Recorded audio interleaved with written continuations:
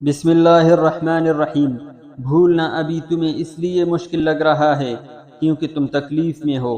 بھولنے کا سوچتے ہو تو ڈر جاتے ہو کہ بھول جائیں گے تو مر جائیں گے، لیکن ایسا نہیں ہے۔ اس صبر کا صلہ تمہیں دگنا کر کے عطا کیا جائے گا۔ تمہاری آنکھ سے گرنے والا ایک ایک آنسو تمہارے حصے میں دگنی مسکراہٹیں لے کر آئے گی۔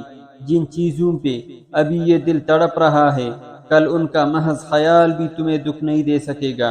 یہ جو تکلیف آج دماغ پہ اذیت بن کر حاوی ہے، اب زیادہ دیر نہیں رہے گی۔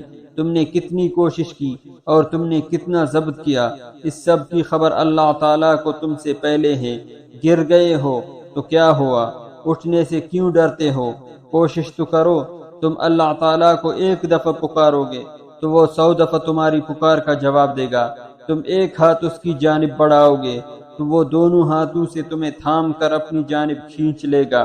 یوں رونے سے کچھ حاصل نہیں ہوگا۔ گر کر اٹھنا سیکھو، اللہ تعالیٰ پہ یقین رکھنا سیکھو۔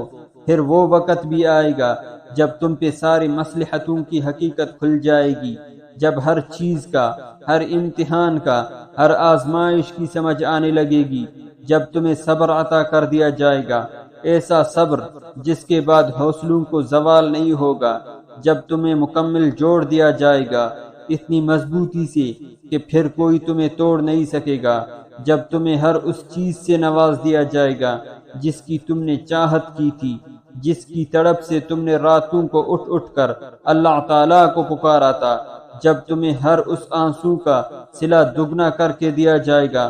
تم نے مسکراہٹ کے پیچھے چھپا لیے تھے، ابھی نہ سہی مگر ایک دن تمہیں سب سمجھ آ جائے گی کہ کون سی چیز کیوں دیر کی گئی اور کون سی چیز کیوں عطا کی گئی۔